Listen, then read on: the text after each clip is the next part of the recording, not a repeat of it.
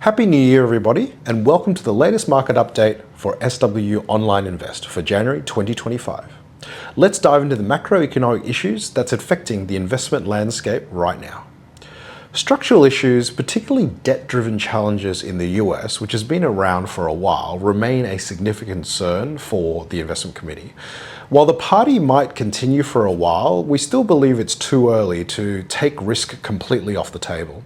At the same time, we are very well aware that geopolitical tensions are on the rise, with Trump's potential policies, especially around tariffs, likely to bring strong growth in the first year, but also increasing volatility. If we consider the way the equity market looks right now, focusing on the US, it's clearly a tale of two cities, with the Magnificent Seven, which is made up of Alphabet, Amazon, Apple, Meta, Microsoft, Nvidia, and Tesla.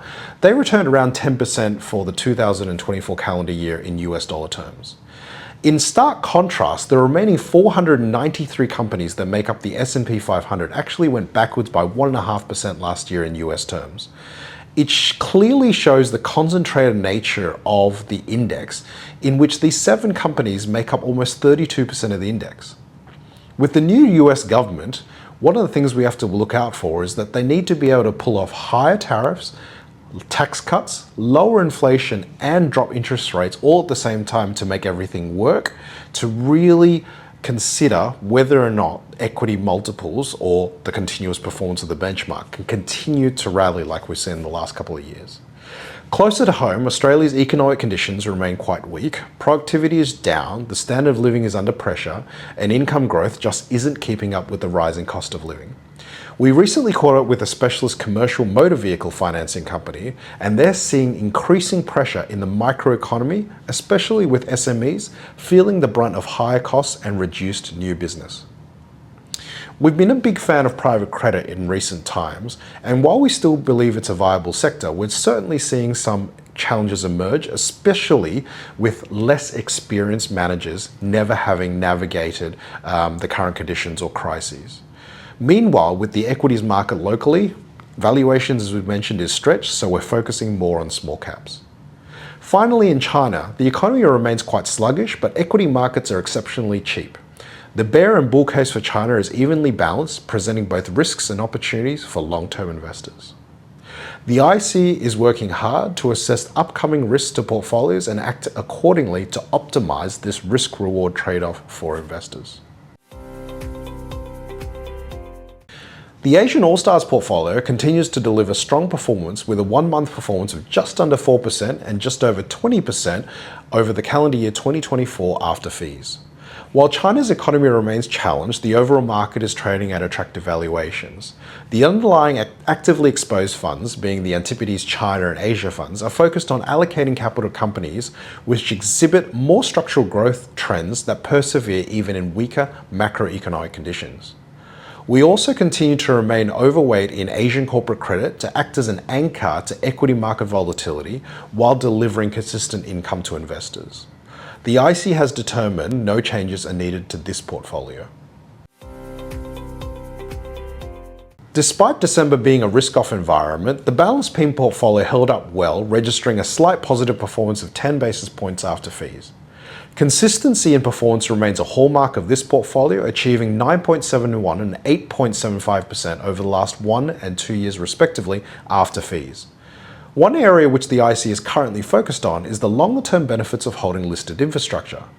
Infrastructure includes holding things like ports, toll roads, and pipelines, which are generally quite defensive to hold as part of a diversified portfolio that is underlined by strong cash flows, and it also acts as an inflation hedge. The issue has been that when we compare the performance of listed infrastructure over the medium to long term, it is not providing necessarily the buffer that we need against other forms of global equities. So the IC is monitoring this and doing a large body of work to see if changes are needed. Other than that, there is no changes to this portfolio.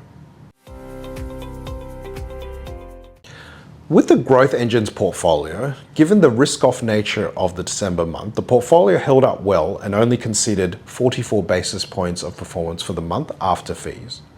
The 1-year performance has been strong at over 15% after fees. The small resources exposure was actually the major detractor for the month, but the IC believes it acts as a deliberate counter-cyclical exposure for the portfolio as a whole, because resources over time does provide performance and act as an anchor. We're also very cognizant that equity valuations remain stretched and remain focused on small caps and other global equities that offer strong income and are more defensive in nature. Finally, the income booster portfolio was slightly negative for the December month, down 61 basis points after fees. The main detractor was from AREIT, which is the Australian listed real estate investment trust sector. There was some profit taking in the sector given the fund within the portfolio has returned over 15% over the last 12 months alone.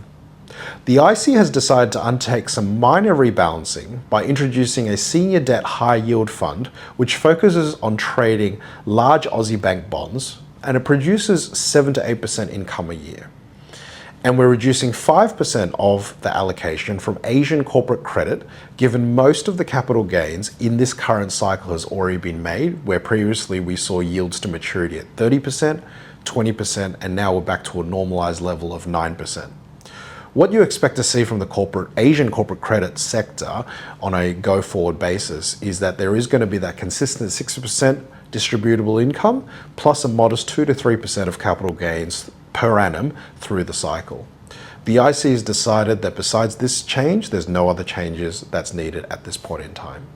Thanks very much for tuning in this month, and we hope to see you soon for the next update.